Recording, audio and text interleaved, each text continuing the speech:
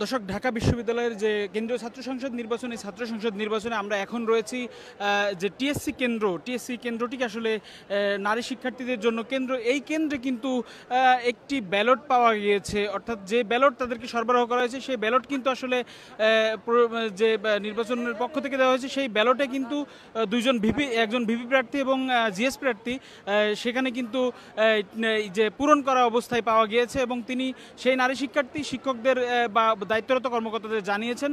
আমরা এই বিষয়ে একজনকে এখানে পেয়েছি, তিনি আসলে প্রত্যক্ষদর্শী, তার কাছ থেকে শুনবো বিষয়টি।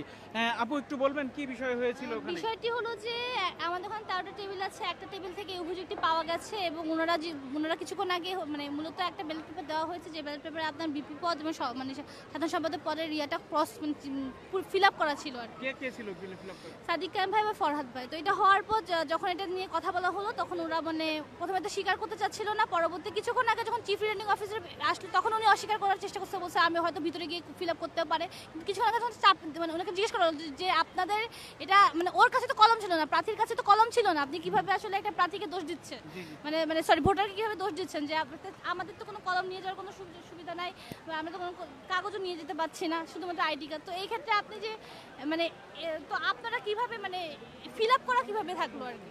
তো ও এখন বিষয়টা হলো যে মানে চিফ রিটার্নিং অফিসার বলতে চাচ্ছেন যে মেয়েটা হয়তো বা কোনো ফিল আপ করছে। এখন মেয়েটা বলতেছে যে মানে বিষয়টা হলো যে মূলত ওদেরই 1 নাম্বার টেবিলের সমস্যা ছিল, কিন্তু ওরা এখন অস্বীকার করার জন্য মেয়েটার উপর দোষ দিচ্ছে, কিন্তু মেয়েটা তো গোপন কক্ষে ঢুকেই না, আমাদের কাছে কোনো কলমই নাই, তা আমরা কিভাবে এটা ফিল আপ করবো? আর সব থেকে বড় কথা না কলম তো নাই। হ্যাঁ, ও তো গোপন কক্ষে ঢুকে না, যখন দেখছে তখন ওকে বলছে যে যখন যেতে না যেতে অবশ্যই আপনি দিলেন কেন। বিষয়টা খুব সিম্পল। এটা হলো যে 1 নাম্বার টেবিলে নির্ঘাত কোনো সমস্যা আছে, ওরা এটাকে ধামাচাপা দেওয়ার চেষ্টা করছে, এটা হলো আসল ঘটনা। এবং এটা একমাত্র ঘটনা, অমরিকৃষ্ণ ঘটনা ঘটছে, আপনি কাজল হলে শুনেন একই রকম ঘটনা কিছুক্ষণ আগেও আমরা শুনলাম। তো এই জিনিসটা খুবই অ্যালার্মিং আর কি বিষয়টা। তো এই হলো ঘটনা আর কি ভাই। ঠিক আছে, থ্যাংক ইউ।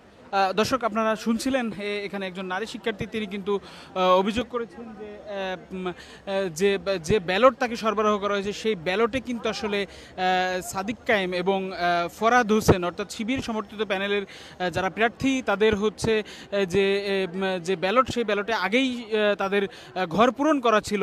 এটি আসলে এই অভিযোগ আমরা শুনলাম, আপনারা দেখলেন দর্শক। এটি কিন্তু সর্বশেষ পরিস্থিতি টিএসসি কেন্দ্র থেকে। পরবর্তী খবরের জন্য অবশ্যই দেশ মন্ত্রীর সঙ্গেই থাকুন।